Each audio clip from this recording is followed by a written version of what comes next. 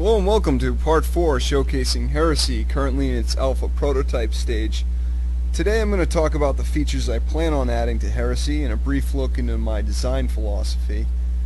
Heresy is built atop the Unity engine. Unity comes with a built-in launcher, and that launcher allows you to rebind the keys, adjust the resolution, and pick from a few graphics presets.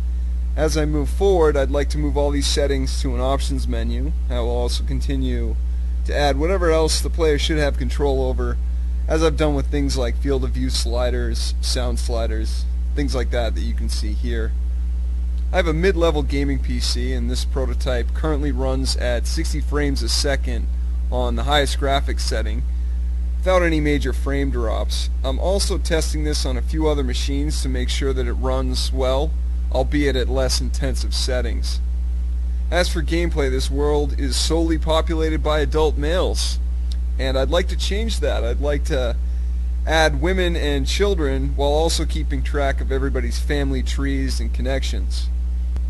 When I build a new system for Heresy, I try to make it as flexible as possible, so when I add something similar I can reuse that particular system. If I had new models for females and child characters, I could quickly add them into the game with only a few minor changes. For a player to accurately manage their followers, they need to know how, with a tutorial of course, and they need an upgraded user interface with relevant information or tooltips, which I plan on adding. There will be a research system that allows units to construct better buildings and have access to better equipment as the game progresses. Instead of having specific building produce units of a certain type which will never change, like most real-time strategy games, I'll implement a class system. You can take a villager, see that you have the equipment waiting in your armory, and you'll click upgrade. This will have the villager go and get the necessary equipment to fill your customized settings.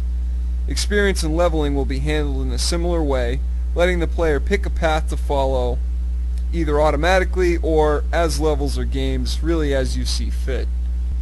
Over the immediate future, I plan on creating the research system, as I mentioned earlier, but also adding a number of buildings such as weapons producers like Blacksmith and Fletcher's, a place to keep them like an armory, a bigger storehouse, family homes, and higher, stronger palisades for defense. There will also be a castle keep construction system which will allow you to place the rooms, corridors, walls, and towers wherever you so desire.